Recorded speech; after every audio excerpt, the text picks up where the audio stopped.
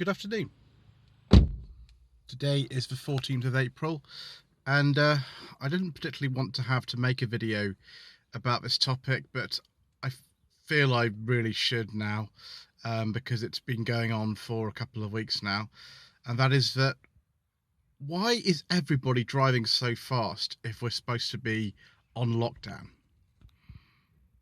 Now, don't get me wrong, it's lovely to have empty roads at the moment, and I'm reading articles that tell me that traffic levels are allegedly at their lowest levels since the 1950s at present. I don't know how true that actually is, but if it's the case, then I can certainly believe it.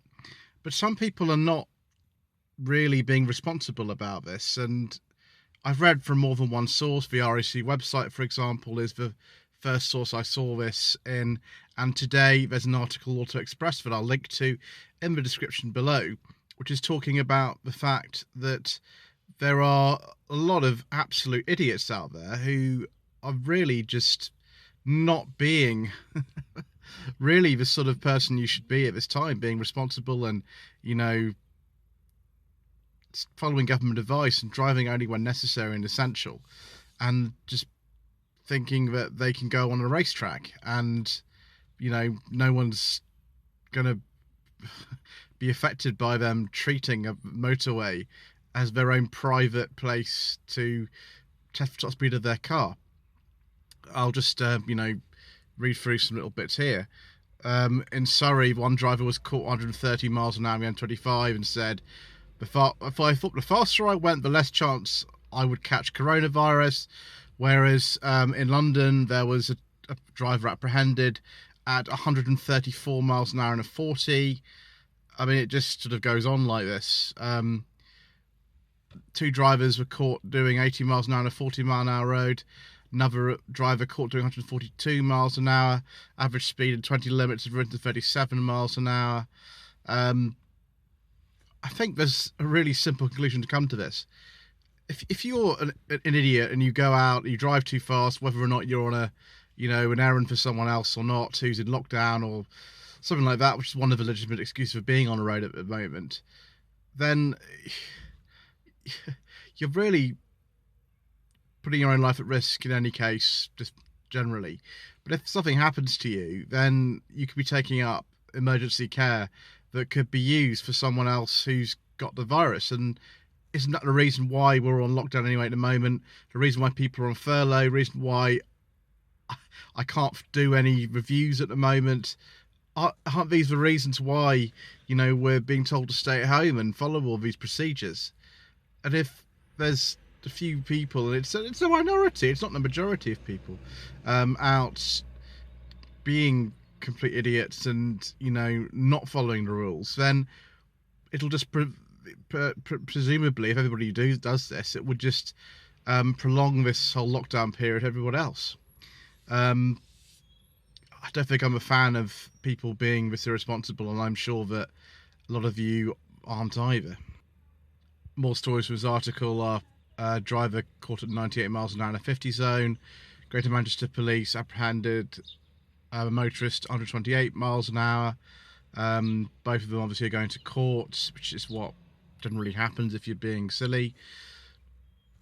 Look, I'm not really the person who drives the fastest out of those you'll see on YouTube, and you probably know that by now. The series of reviews that I do with the vast majority of cars is called Tweed Jacket Reviews. I mean, I don't need to say anything else, but contrary to popular belief, I do like driving fast. If you really want to have your kicks and drive fast, go to the Run What You Brung event at Santa Pod. We will be going to that at some point later this year, those who plan to, and we've bought cars for it. It's very cheap motorsport. It costs about £35 to enter any car you want that's pretty much road legal and see how fast it is. If you want to have some proper, track driving tuition, go to the Drift Limits track at Bovingdon Airfield near Hemel Hempstead, where I've been. I paid £50 and had 10 laps in a Subaru Impreza WRX STI and a Lancer Evolution 10. with an instructor with me. It was £50 for 5 laps of each. Obviously, you can't do that at the moment, and once lockdown finishes, I'm sure those venues open again. But that's really not a small price. It's really a pretty small price to pay for having fun in that way. Whereas the public roads are not a place to do that. They're really not at the best of times, particularly not now. And of course, you can have fun while driving your car. I mean, I'm part of a Test Rally Motor Enthusiast, and we were going to have a drive-it day in about 10 days' time, and it was going to be fantastic. And we were going to drive on some nice rural roads on the edge of a New Forest. It was going to be fantastic, but we can't, and it's the same for everyone else. And it just takes a few silly people to really undermine this for everyone else who's watching the channel. I know a lot of you are very responsible out there, and you probably feel the same way as I do about this. I think this is not the best, really. It doesn't paint the best picture for motorists anyway. And of course, there's the people like the couple who drove all the way from Coventry to Salford to pick up a window for £15 that he'd bought on eBay. He put his wife in the boot because the window wouldn't fit, and they were caught just as they got home by the police. I mean, you're not supposed to put your wife in the boot anyway, really. Most of them don't appreciate it, being troubled in the boot as opposed to one of the seats in the car. But this one was particularly interesting. I mean, it's kind of funny, but kind of not funny at the same time. So there we are. If you want to go fast, you want to have sort of fun, just leave it for another time.